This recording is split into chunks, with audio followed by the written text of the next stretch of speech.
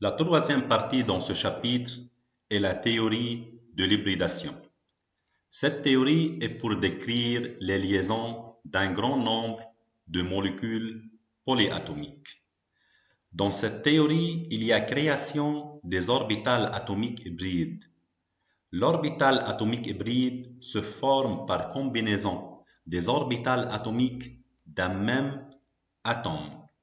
Par exemple, la combinaison de l'orbital atomique S avec l'orbital atomique P nous donne l'orbital atomique hybride sp. Il y a plusieurs types d'orbitales atomiques hybrides. sp, sp2, sp3, sp3d et sp3d2. Commençons tout d'abord par l'hybridation du type sp. Prenons le cas de l'hydrure de beryllium, BeH2. On va profiter de cet exemple pour expliquer plus profondément la théorie de l'hybridation. Voilà la configuration électronique de l'atome de beryllium, 1s2, 2s2. Et voici la structure de Lewis de la molécule BeH2. Cette configuration ne peut pas expliquer la formation des liaisons entre BeH d'un côté et d'un autre, car pour former ces deux liaisons, il faut que l'atome de Be possède deux orbitales identiques contenant chacune un électron, ce qui n'est pas le cas ici. Alors pour cela, on doit combiner l'orbital S avec l'orbital P de Be pour former deux orbitales identiques hybrides sp qui contient chacune un électron. Voilà le diagramme énergétique. 2s2 se combine avec 2p pour former deux orbitales atomiques hybrides de type sp. Au total, on a 2 électrons. Et à noter ici que le remplissage des orbitales atomiques hybrides est la même que celle utilisée dans le cas des orbitales atomiques et des orbitales moléculaires. Dans ce cas-là, on doit mettre un électron ici et un électron ici, parallèles de même spin. Les orbitales sp présentent deux caractéristiques. Chaque orbital est formé de deux lobes, un très petit et une vaste région. Pour simplifier, on va ignorer les petits lobes. Les axes des orbitales sp sont orientés 180 degrés l'un par rapport à l'autre. Chaque orbital sp se recouvre avec une orbitale s de H pour former une liaison covalente sigma. Passons maintenant à l'hybridation sp avec des liaisons pi. Et on va prendre le cas de l'acétylène C2H2. Voilà la structure de Lewis de la molécule d'acétylène. L'atome de carbone fait une liaison covalente triple avec l'autre atome de carbone et une liaison covalente simple avec l'atome d'hydrogène. À noter ici que cette liaison est appelée sigma, la première liaison ici. La deuxième et la troisième sont appelées liaisons pi. Le carbone dans ce cas-là possède deux liaisons sigma. Alors le type d'hybridation est sp. Dans ce cas-là, S se recouvre avec l'orbital atomique P pour former deux orbitales atomiques hybrides de type sp. Voilà le diagramme énergétique et voilà la couche de valence du carbone, 2s2, 2p2. Dans le cas de carbone, un électron se déplace pour remplir la case vide ici.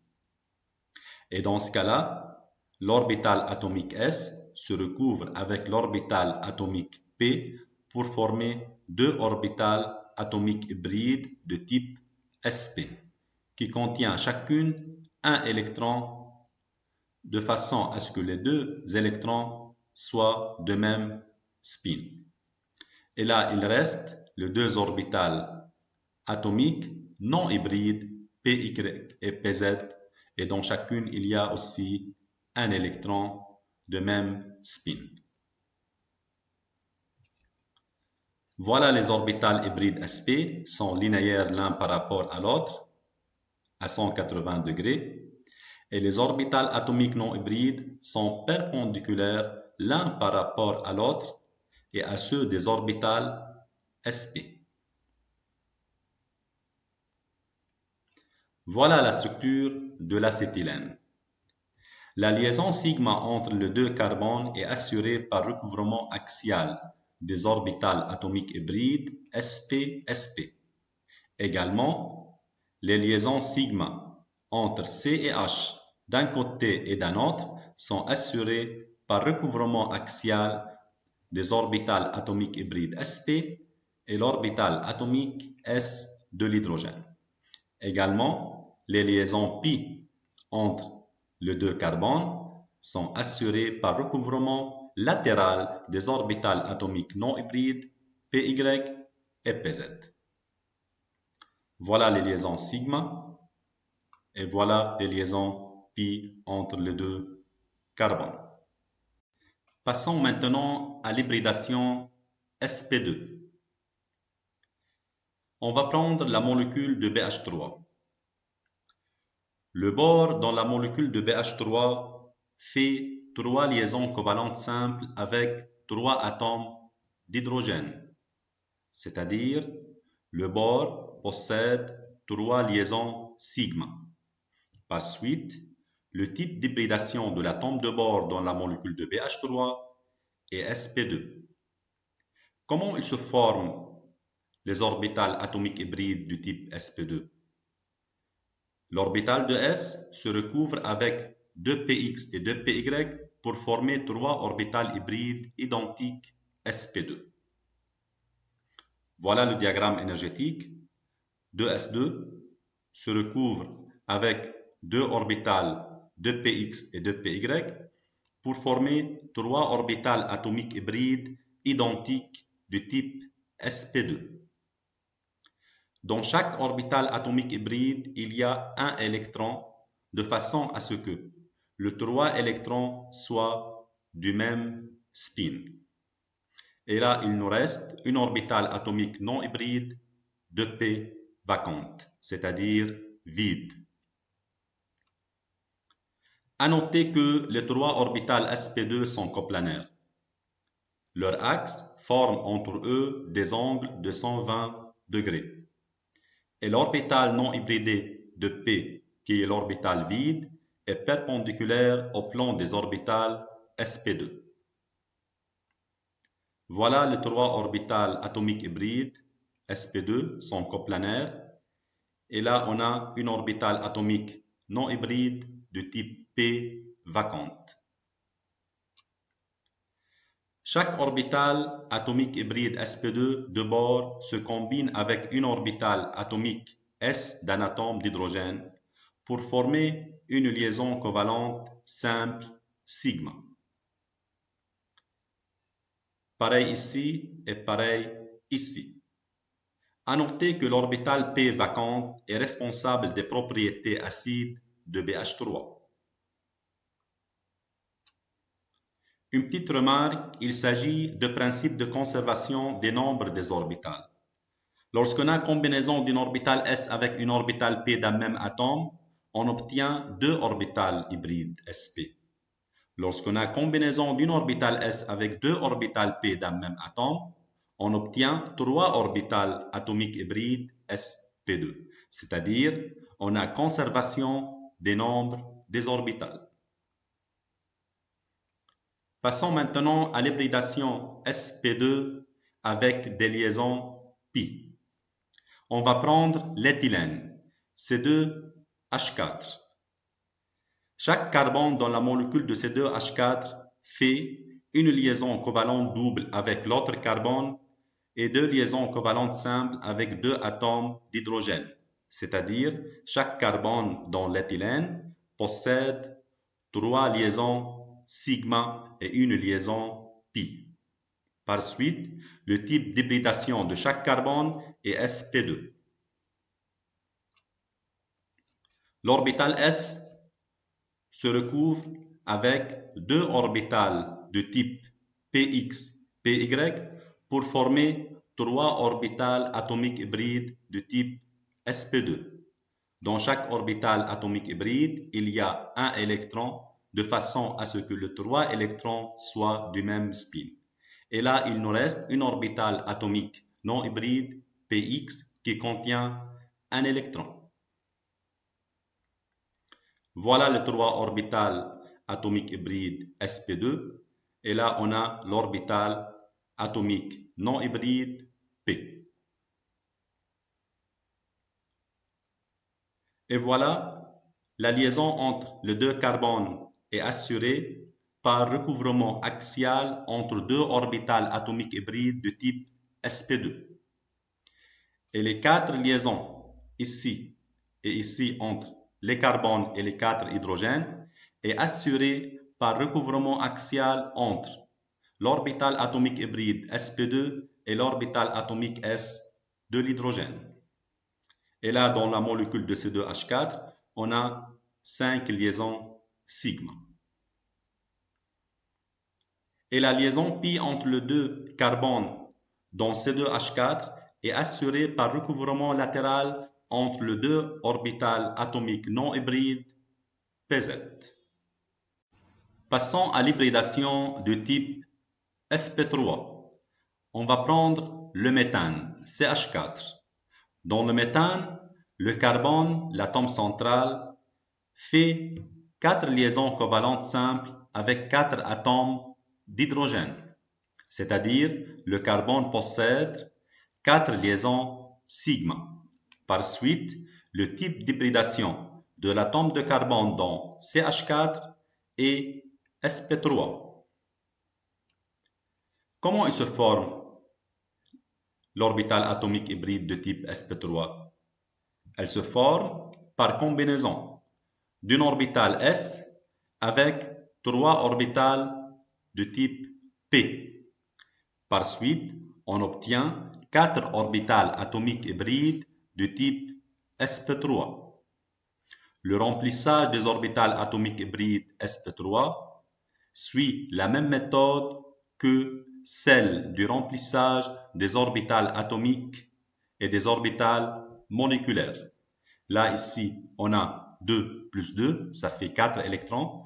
Par suite, il faut remplir 4 électrons dans les orbitales atomiques hybrides en respectant les règles de Pauli et Hund. Par suite, on obtient un électron dans chaque orbitale atomique hybride sp3 de façon à ce que les 4 électrons soient du même spin. Voilà la structure de CH4. Les liaisons sigma entre C et les 4 atomes d'hydrogène sont assurées par recouvrement axial entre l'orbital atomique hybride et l'orbital 1s des atomes d'hydrogène. Prenons autre exemple. On va prendre le cas de NH3. Dans la molécule de NH3, l'atome d'azote N fait 3 liaisons covalentes simples avec 3 atomes d'hydrogène. L'azote dans cette molécule possède 3 liaisons sigma. Et encore, il possède un doublet électronique libre, c'est-à-dire le type d'hybridation de l'atome d'azote dans NH3 est sp3. Voilà le diagramme énergétique.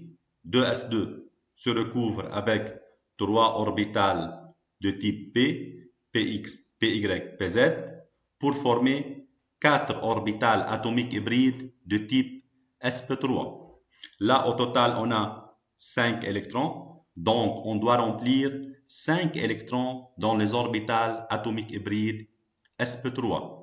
Et par suite, on obtient une orbitale atomique hybride pleine qui correspond au doublet libre de l'atome d'azote.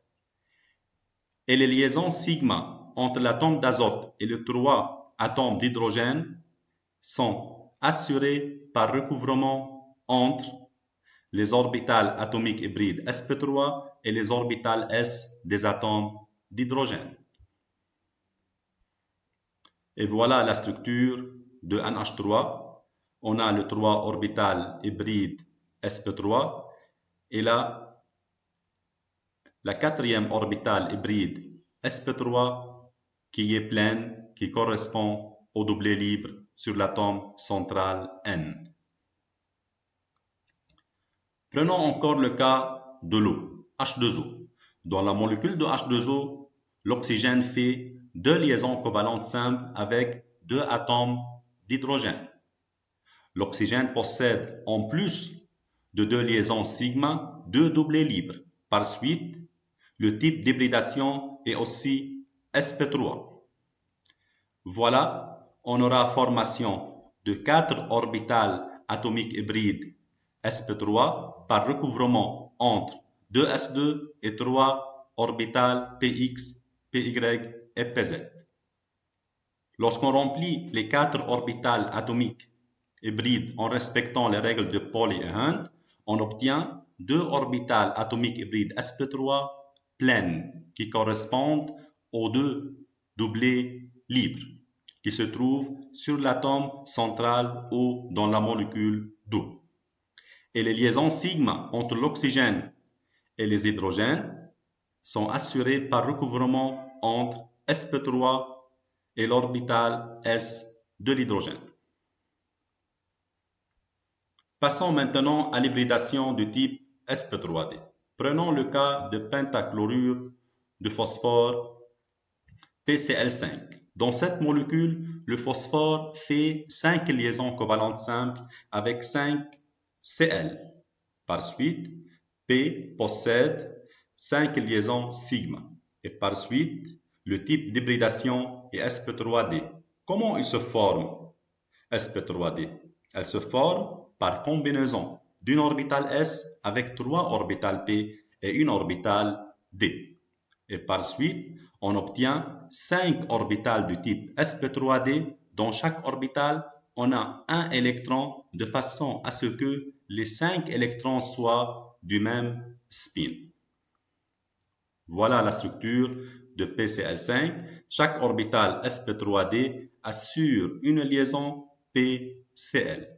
À noter ici que PCl5 est du type AX5 et la géométrie est bipyramidale trigonale. Finalement, prenons l'hybridation sp3d2. On va prendre comme exemple l'hexafluorure de soufre, SF6. Dans cette molécule, le soufre fait 6 liaisons covalentes simples avec 6 atomes de fluor. C'est-à-dire, le soufre possède 6 liaisons sigma. Par suite, on a l'hybridation de type sp3d2 qui se forme par combinaison d'une orbitale s avec 3 orbitales p et 2 orbitales d, comme on voit ici dans le diagramme énergétique. Et par suite, on obtient 6 orbitales sp3d2. Dans chaque orbitale, on a un électron de façon à ce que les 6 électrons soient du même spin. Et voilà la structure de SF6. Chaque orbitale sp3d2 assure une liaison SF. La géométrie de cette molécule est octaédrique et la catégorie est AX6. Merci pour votre attention.